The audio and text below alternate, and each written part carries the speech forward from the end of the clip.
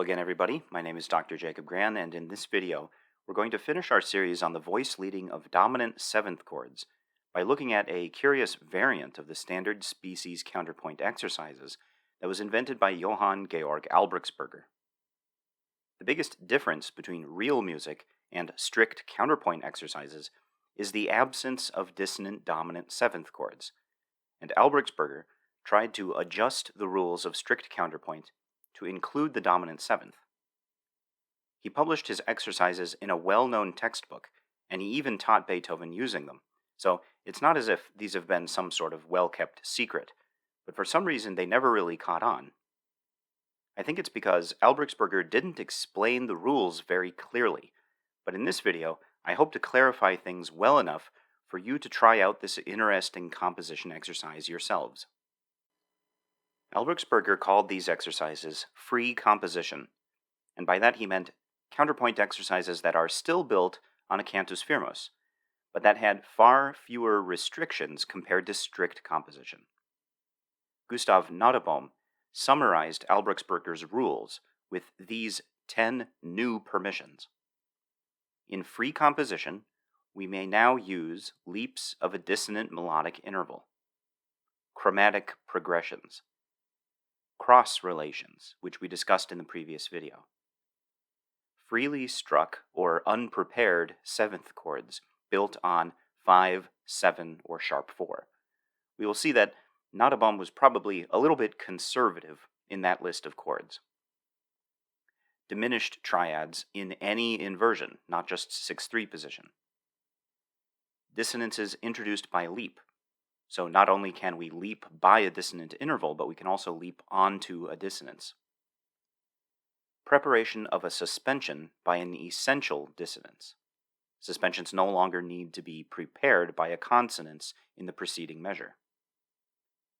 Delayed resolution of an essential dissonance, or resolution taken over in another voice. Upward resolution of a dissonant suspension.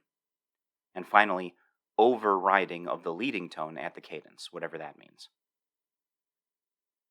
These aren't really new rules. It's more like Albrechtsberger is canceling all of the important prohibitions of species counterpoint.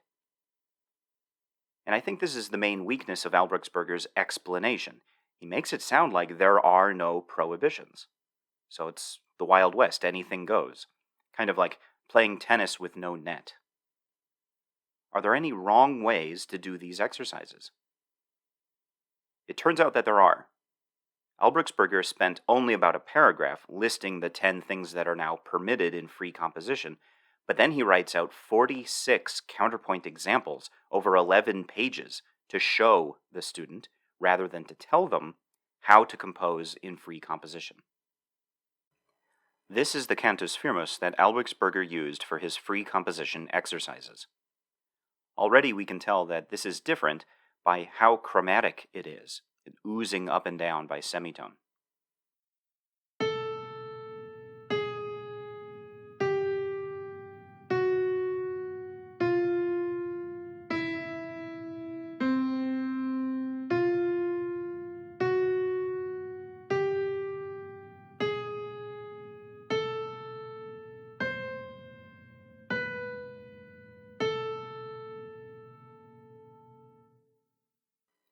Here's an example of first species one-to-one counterpoint given by Albrechtsberger. A couple of things jump out. First, this chromatic C-sharp. Nottebohm did mention that we can now use chromatic progressions, but why use this accidental here and nowhere else? Also, he uses the harmonic interval of a tritone 4 different times. Remember that the number one rule in first species is that the two lines form consonant harmonic relationships, and I don't remember Albrechtsberger or Nottebohm mentioning a rule that suddenly makes tritones consonant.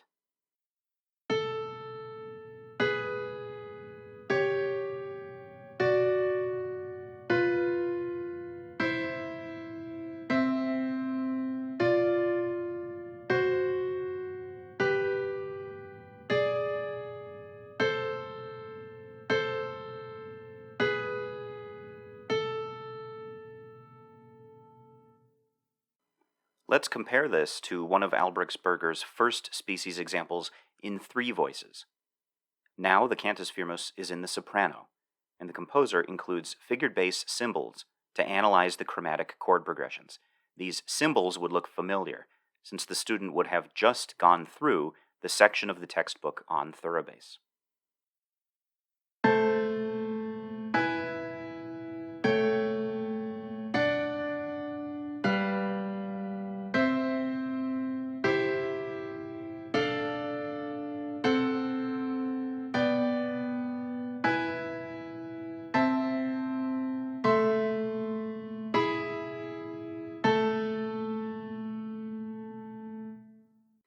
And to complete the picture, let's also take one of the first species examples in 4 voices.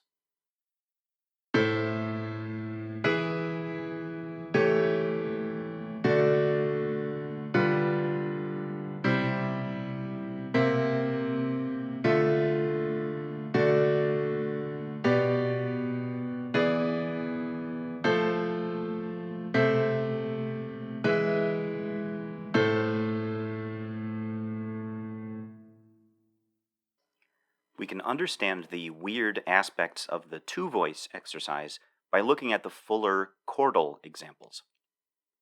The C-sharp I mentioned earlier occurs in the 3 and 4-voice examples as well, as the chordal third of an applied dominant 7th chord.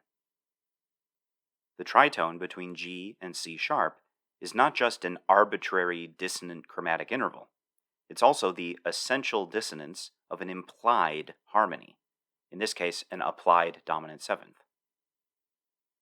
The same is true of the tritone between F and B. During this stretch of the exercise, Albrechtsberger shows how a descending chromatic line in the Cantus Firmus can be harmonized with a sequence of dominant 7th chords moving down through the circle of fifths. During the stretch where the Cantus Firmus ascends chromatically, Albrechtsberger also harmonizes the chromatically raised tones as the chordal thirds of applied dominance, and these implied harmonies also justify the tritones used in the 2-voice example. Before moving on, notice that not all of the applied dominants resolve to triads. The C dominant 7th would normally resolve to an F major triad, but it instead resolves to D minor. The dissonant 9th in the soprano voice is actually a suspension that resolves down by step in the following D major chord. We'll cover this type of thing in more depth in a future video on suspension chords. The E dominant 7th a little later also does not resolve as expected. These are sometimes called deceptive resolutions of the dominant 7th. The important thing is that the chordal 7th still resolves down by step in both cases. The other chord members are less strictly constrained. When looking over Albrechtsberger's other exercises, as well as the exercises he assigned to Beethoven in the mid-1790s, we see that the essential dissonances that he permits most often belong to dominant 7th chords, but in some cases he also allows the unprepared leading tone chord, either as a triad or with its chordal 7th. This is the only other chord of the diatonic scale that includes the key-defining interval of a tritone. Here is a second species exercise that Beethoven composed on a Cantus Firmus by Albrechtsberger. Beethoven labels some of the deviations from strict counterpoint by indicating licenza, Italian for license.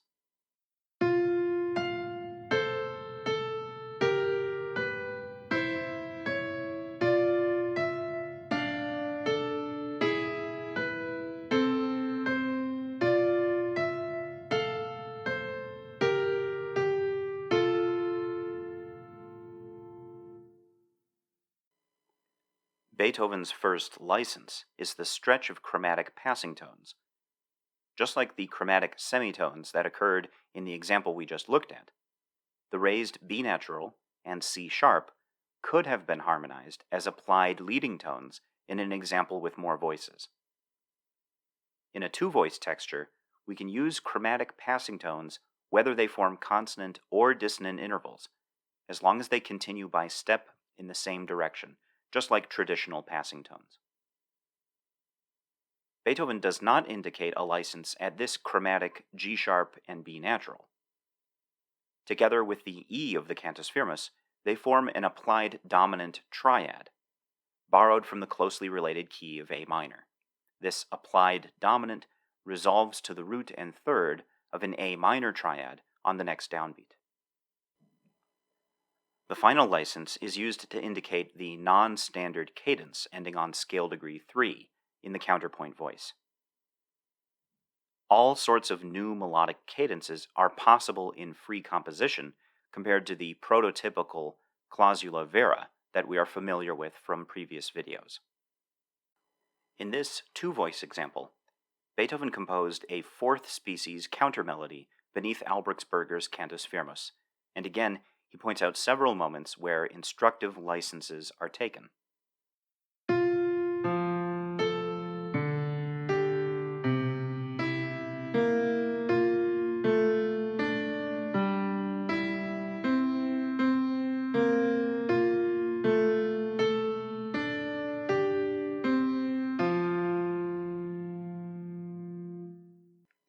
At the first license, Beethoven breaks several rules.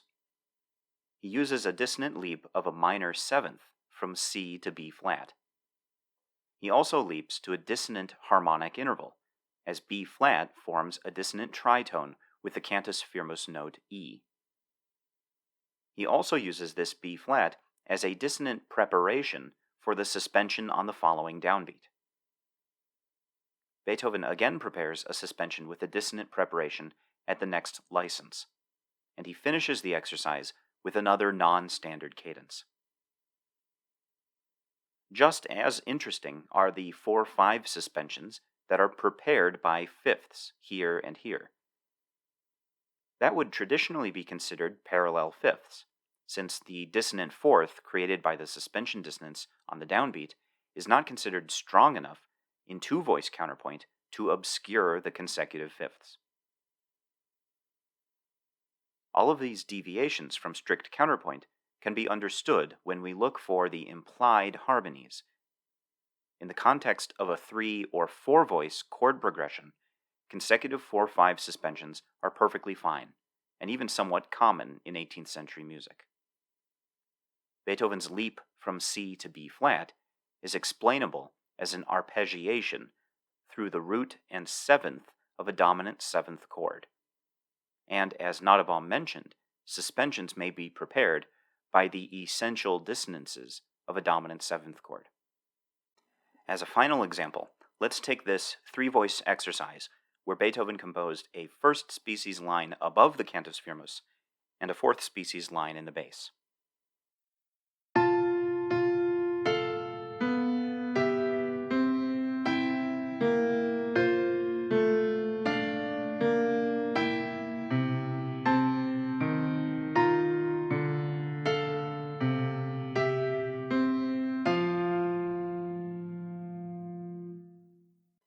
The chromatic notes and dissonances of the bass line make sense as the essential dissonances of dominant seventh chords and applied leading tone chords.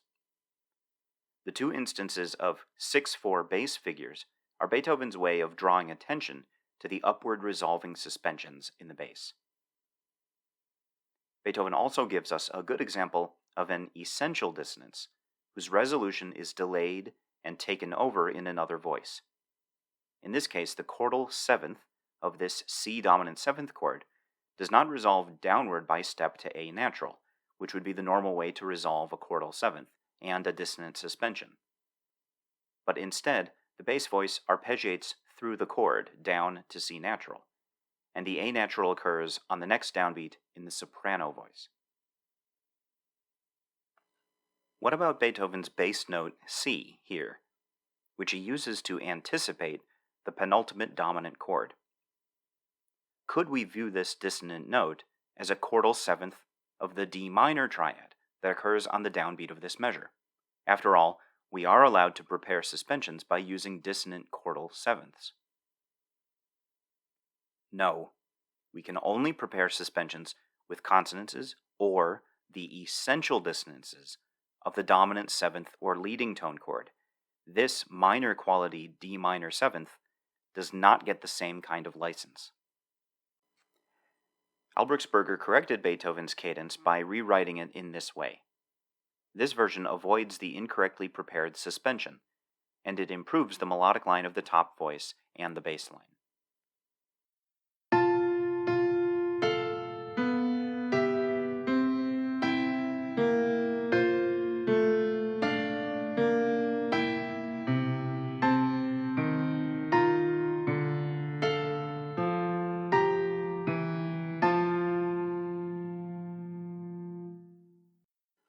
So, to summarize this video, Albrechtsberger's unorthodox free composition exercises allow for much greater freedom in the use of dissonances, but only essential dissonances derived from the dominant seventh.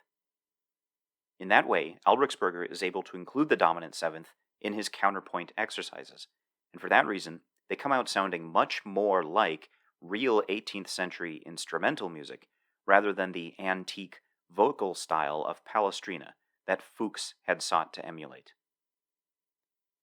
That's all for this video. Stay tuned for the next one when we will look further into dissonant voice leading chords. Bye for now.